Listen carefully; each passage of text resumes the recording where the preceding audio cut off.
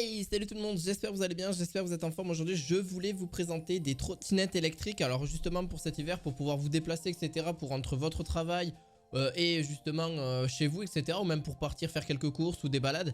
C'est vraiment l'idéal. Alors je vais vous en présenter trois, forcément du plus gros prix au plus petit prix. Je vais vous dire pourquoi je les ai choisis et pourquoi je décide que vraiment c'est pour moi de très bonnes trottinettes électriques. Je suis pas un expert, je suis pas un conseiller, je suis pas quoi que ce soit, je suis juste là pour donner mon avis. Si vous voulez retrouver ces produits, vous pouvez bien sûr les retrouver en lien en description de cette vidéo. Si vous avez envie d'avoir plus de renseignements ou si vous souhaitez un petit peu tout ça, vous pouvez un petit peu aller les voir. Et puis n'hésite pas à t'abonner à cette chaîne, ça fait toujours plaisir.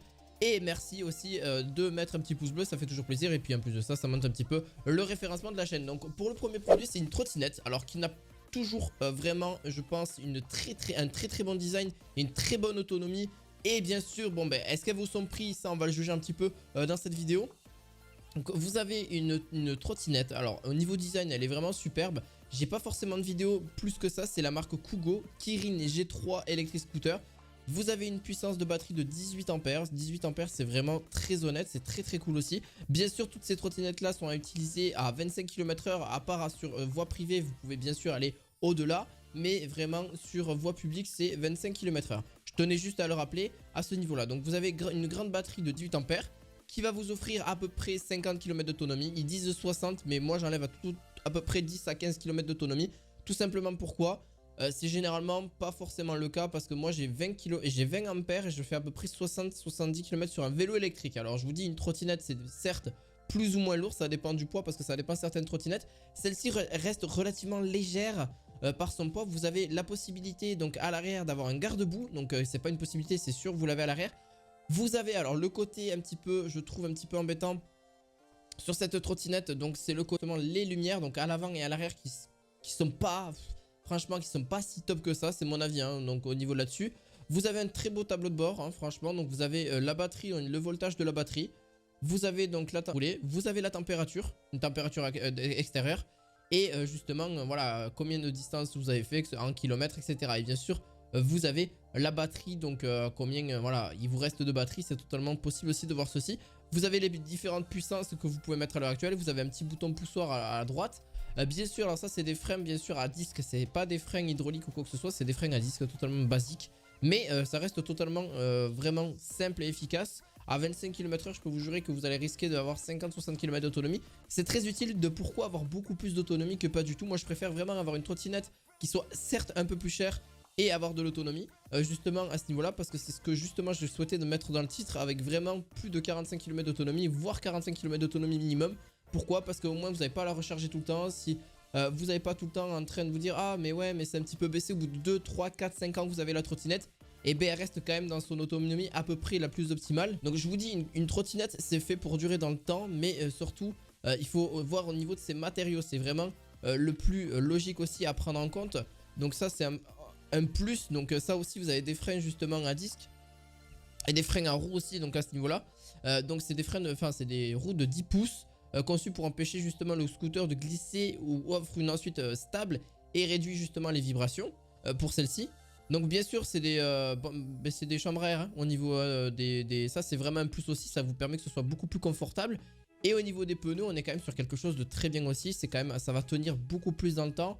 Et en plus de ça, vous pourrez rouler aussi dans un petit chemin de campagne sans problème. Faire un petit peu d'off-road entre guillemets, ça sera possible, mais bon, faut pas non plus exagérer à ce niveau-là. Vous avez une suspension quand même qui est relativement bien, bonne aussi. Vous avez aussi donc une petite béquille par la suite sur celle-ci. Franchement, que de dire de mieux? Elle a son point négatif, c'est surtout la lumière. Hein. Très clairement, pour moi, c'est la lumière. La lumière est vraiment pas si stable que ça. À voir dans le temps comment ça peut se faire aussi sur cette trottinette. Est-ce qu'elle va pouvoir durer plus longtemps, etc. Vous avez aussi des freins, comme je vous ai dit, à disque, mais avec 140 mm. Donc il y aura quand même quelque chose d'assez vraiment efficace sur le long terme. Vous avez une charge maximale pour celle-ci, parce que je pense que vous allez me poser la question, de 120 kg maximum au niveau de là-dessus. Et la charge se fait entre 4 et 6 heures et 25 kg au niveau de son poids de cette trottinette. On est parti pour la la deuxième, donc c'est la marque Segway. C'est la Max, justement la Ninebot Max G30D2. Alors oui, il y avait la G30 Max à l'époque, mais là c'est justement une version améliorée et beaucoup plus stable aussi je trouve. et vraiment aussi qui va pouvoir vous accueillir vraiment facilement. Alors elle reste relativement lourde mais vraiment très confortable pour de la ville. C'est une petite citadine hein, très clairement. Celle-ci vous pourrez vraiment vous balader n'importe où. Vous avez un phare à l'arrière, un phare à l'avant. Pareil, c'est un petit peu le côté, un peu le même design que la Xiaomi, vous allez voir un petit peu aussi après. Et je la trouve vraiment sympa celle-ci aussi parce qu'elle pourra justement vous faire des bonnes montées. Elle a une sacrée bonne puissance en termes de watts. Vous avez donc pour la précédente, j'ai pas forcément précisé, mais vous avez là-dessus une bonne puissance. Donc pour la G30 Max, pour la G30D2, vous avez justement une vitesse maximale de 20 km/h, ce qui va vous permettre d'avoir justement une très grosse autonomie. Donc ça il faut le savoir, vous avez jusqu'à 65 km d'autonomie, ce qui est quand même pas négligeable du tout. Certes elle est modérée à 20 km/h, mais vous avez 65 km d'autonomie, donc c'est quand même relativement bien. Alors quand il annonce 65 km d'autonomie, on est plus aux alentours de 63 km d'autonomie. À 20 km/h c'est largement faisable là-dessus. Alors peut-être que vous pourrez peut-être monter à 25 s'il y a peut-être un réglage à faire, mais ça je ne sais même pas le faire moi-même. Vous avez une pente d'inclinaison jusqu'à 20%, donc ça c'est quand même vraiment un plus. Elle est un moteur justement IPX7 et IPX5, donc elle est vraiment pour les éclaboussures, etc. Ne pas la mettre dans l'eau bien sûr, mais pour les éclaboussures et pour un petit peu de pluie, ça sera pas si gênant que ça. Vous pourrez bien sûr l'utiliser aussi là-dessus. Frein moteur aussi au niveau de l'avant et bien sûr un frein totalement basique que vous avez au niveau de l'avant. Donc un frein moteur à l'arrière, enfin vous avez tout le moteur à l'arrière, mais vous avez un frein justement à disque qui va bien pouvoir freiner votre trottinette sans souci à ce niveau-là. C'est un petit conseil que je vous donne. Le point négatif, franchement, il n'y en a pas beaucoup. Sa stabilité est vraiment bonne. Elle reste relativement lourde. Hein. C'est quand même un poids de 20 kg. Mais c'est un peu comme la précédente aussi. Vous avez une bonne autonomie. Vous avez une batterie de 551 Wh. Donc qui fait 15,30 ampères. Ça fait 15 ampères quoi. En gros, hein, franchement, vous êtes plutôt bien. Donc c'est à peu près ce qui est annoncé. Il faut compter à peu près pour une 14 ampères. Il faut annoncer à peu près 30 km d'autonomie. Vous y arrivez. 15 ampères, je pense que les 50 km d'autonomie sans problème, vous y arrivez. 50-55. 60, c'est quand même un peu ambitieux, mais voilà, ça dépend de votre utilisation. Vous avez un mode éco, un mode drive et un mode sport, donc tout dépend de votre utilisation. Au niveau de celle-ci, bien sûr, vous la retrouverez en description de vidéo dans le deuxième lien. Pour la troisième, c'est ma petite chouchou, c'est la moins chère que je vous ai trouvée pour le coup et qui est vraiment bonne, qui a une bonne autonomie et qui vraiment aussi très utile et je trouve vraiment bien compacte et encore plus légère aussi. Elle fait seulement 14 kg, c'est la Xiaomi Pro 2 que j'ai dit tout à l'heure tout simplement. Donc vous avez justement, je la trouve vraiment confortable que ce soit au niveau de ses pneus. Donc c'est des pneus à chambre à air, c'est le mieux de toute façon. Avec des bons pneus aussi qui sont vraiment utiles sur plusieurs milliers de kilomètres avant de les changer, etc. Si vous crevez trop souvent, faut juste changer le pneu. Vous avez des tas de tutoriels sur internet pour n'importe quelle trottinette pour changer un pneu. C'est vraiment facile, vraiment c'est pas très très compliqué. Il faut juste avoir un petit peu de matériel. Sinon n'hésitez pas à aller voir un professionnel au préalable si vous avez vraiment la flemme et pas envie de le faire.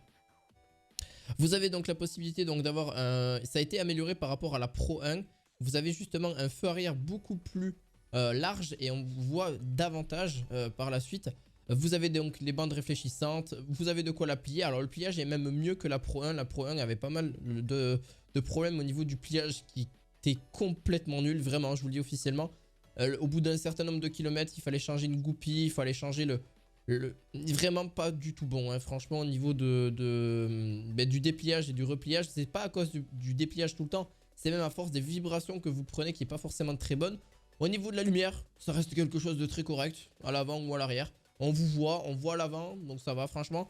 C'est hyper correct, c'est des LED. Vous avez donc, comme d'habitude, ils ont gardé le même classique. Vous avez le frein à l'arrière. Donc ce qui est pour moi mieux d'avoir un frein à l'arrière, c'est beaucoup plus efficace. Et ça permet justement d'éviter de glisser à l'avant. C'est mieux d'avoir un frein à l'arrière, pour moi c'est plus efficace. Alors c'est encore mieux d'avoir deux freins. Et d'avoir justement le moteur à l'avant, ça dépend aussi, c'est un petit compromis aussi. Mais le moteur à l'avant aura tendance, je pense, à avoir moins de puissance aussi. Mais ça reste vraiment correct, vous inquiétez pas, vous avez 25 km/h et 45 km d'autonomie environ. Pour les premiers essais, franchement, moi qui l'avais bien essayé, vous avez entre 40 et 45 km sans souci au niveau là-dessus. Donc oui, après ça dépend, si vous prenez de longues pentes tout le temps, si vous êtes pas que sur du plat tout le temps, c'est vrai que bon, les 45 km d'autonomie, vous risquez pas de les avoir. Ça dépend aussi de votre poids, ça dépend du vent, ça dépend de la météo, ça dépend d'énormément conditions à ce niveau-là, donc ça dépend ce que vous recherchez aussi. Celle-ci supporte bien sûr les 25 km/h, elle a une puissance de 300 watts, hein, complètement, que ce soit en crête, etc. Donc ça reste vraiment correct. Donc vous avez un mode piéton, vous avez un mode normal à 20 km/h et 25 km/h pour le mode sport, sans souci. Il est totalement possible aussi donc de la transporter assez facilement quand vous la pliez. Ça c'est vraiment un plus aussi. Elle est vraiment utile sur pas mal de kilomètres. Vous allez voir que c'est des trottinettes que vous pourrez utiliser sur 2, 3000, 4000, 5000, 10 000 km sans trop de soucis. Au niveau de ces pneus, on est sur quelque chose d'un peu plus petit. On est sur du 8,5 pouces. Donc certes, ça reste vraiment cool. Par contre, ne mettez jamais des pneus pleins. C'est vraiment un conseil. Les pneus pleins, ça sert absolument à rien pour moi. Sur des trottinettes comme ça, si vraiment vous n'avez pas le choix, il n'y a pas de souci. Mais franchement... Les pneus à chambre à air, certes, ça a vraiment tendance peut-être à crever peut-être plus souvent. Mais même enfin, sur 2-3 000 km, hein, ça crève au bout d'un moment. Oui, ça dépend si vous recevez ce que vous recevez sur le pneu. Hein, si vous recevez une grosse vis, forcément, ça aura tendance à se casser plus facilement. Au niveau de la recharge, juste la recharge se fait en entre 4 et 6 heures hein, environ. Il faut compter à peu près ça. Et donc pour ce que je disais par rapport aux pneus, les pneus pleins, c'est vraiment une catastrophe. Vous n'allez pas avoir du tout de confort, c'est vraiment pas confortable. Vous allez avoir des vibrations tout le temps. Ça va aussi engendrer de l'entretien davantage sur la trottinette parce qu'elle va avoir tendance à avoir justement, comme je vous ai dit, ce petit défaut au niveau du dépliage, etc., qui va se casser au bout d'un moment. C'est pas, ça tient un temps, mais ça tient pas forcément hyper longtemps. Et ça va tendance à avoir justement à dégrader un petit peu plus rapidement la trottinette. Donc voilà, j'espère qu'en tout cas cette vidéo vous aura plu. J'espère vous avoir donné un petit peu de conseils. C'est surtout des conseils de personnes qui a changé pas mal de fois ses pneus et pas mal de fois certaines pièces au niveau de cette trottinette là. Alors oui, bien sûr, sur d'autres trottinettes ça peut arriver aussi. Forcément, c'est comme tout objet, tout véhicule, il y a besoin d'un petit entretien, ce qui est totalement normal. C'est comme un vélo, c'est comme une trottinette ou même une voiture. Ça a besoin d'entretien. Alors moins onéreux, c'est sûr. Mais voilà, donc j'espère que cette vidéo vous aura plu. N'hésitez pas à mettre un petit pouce bleu, à vous abonner à cette chaîne bien évidemment. Moi ça me permet justement on arrive bientôt aux 5000 abonnés. J'espère que ça vous aura plu. Je vous dis à la fois prochaine pour de nouvelles aventures et de nouveaux objets high-tech. À la prochaine, ciao ciao.